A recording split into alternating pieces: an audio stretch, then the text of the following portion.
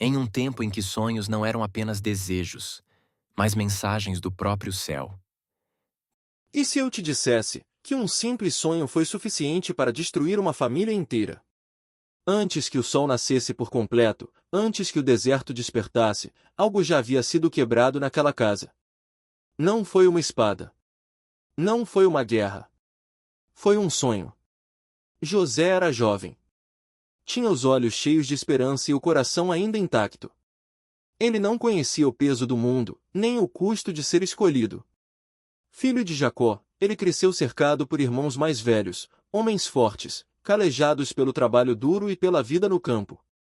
Homens que aprenderam cedo que nada vinha fácil.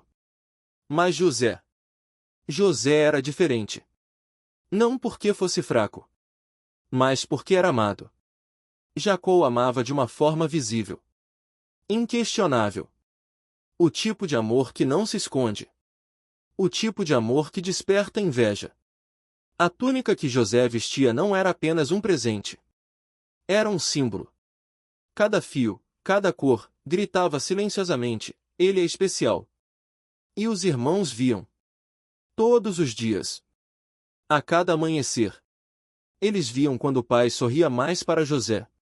Quando sua voz era mais suave com ele. Quando seus erros eram perdoados, enquanto os deles eram cobrados. O que começou como desconforto, virou ressentimento.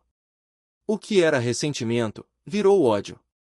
Mas ninguém imaginava que tudo iria explodir naquela noite. A noite em que José sonhou. Ele acordou com o coração acelerado. O sonho era vívido. Real demais para ser ignorado. E como todo jovem que ainda não conhece o perigo das próprias palavras, ele decidiu contar. Na manhã seguinte, enquanto o cheiro do pão fresco se espalhava pela tenda, José se aproximou dos irmãos. Seu rosto brilhava. Seus olhos ardiam de entusiasmo. Eu tive um sonho. O silêncio caiu como uma sombra pesada. Mesmo antes de ouvir, eles já sabiam. Algo dentro deles sabia. José continuou. Estávamos no campo, amarrando feixes de trigo, quando, de repente, o meu feixe se levantou, e os de vocês se curvaram diante dele. Nenhum sorriso. Nenhuma resposta. Apenas olhares. Olhares que cortavam mais que lâminas. O ar ficou pesado. O ódio, agora, tinha palavras.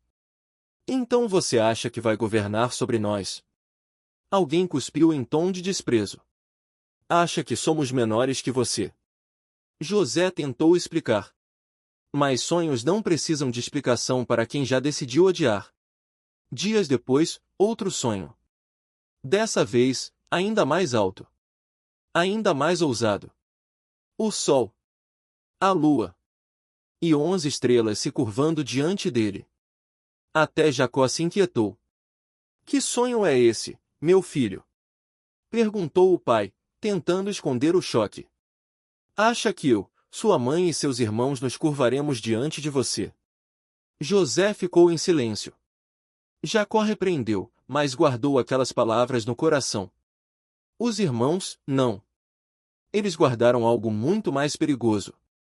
Inveja. Raiva. Ódio. O tempo passou. Mas o veneno crescia. Até o dia em que Jacó pediu que José fosse até o campo, onde os irmãos cuidavam dos rebanhos. Um pedido simples. Um trajeto comum. Mas aquele caminho era uma armadilha. De longe, eles o viram se aproximar. A túnica colorida balançava ao vento. E com ela, tudo o que eles odiavam. Lá vem o sonhador, alguém disse. E o tom não era de brincadeira. As palavras seguintes não nasceram da boca. Nasceram do coração. Vamos matá-lo. Não foi um impulso. Foi uma decisão. Mas um deles hesitou. A morte parecia definitiva demais. Então escolheram algo pior. O poço. Escuro. Fundo. Vazio. Eles agarraram José. Ele lutou. Gritou. Irmãos! O que vocês estão fazendo? Nenhuma resposta. A túnica foi arrancada. O símbolo do amor virou trapo. E José foi lançado na escuridão. O impacto ecoou no fundo do poço e no céu. Lá embaixo, José tremia. Não havia luz. Não havia saída. A voz falhou. As lágrimas vieram. Acima dele, os irmãos se sentaram para comer. Como se nada tivesse acontecido. Como se um sonho não estivesse sendo enterrado vivo. Mas o que eles não sabiam é que aquele poço não era o fim. Era apenas o início. Porque quando Deus entrega um sonho, nenhuma traição pode anulá-lo. Se essa história falou com você, deixe o seu like agora.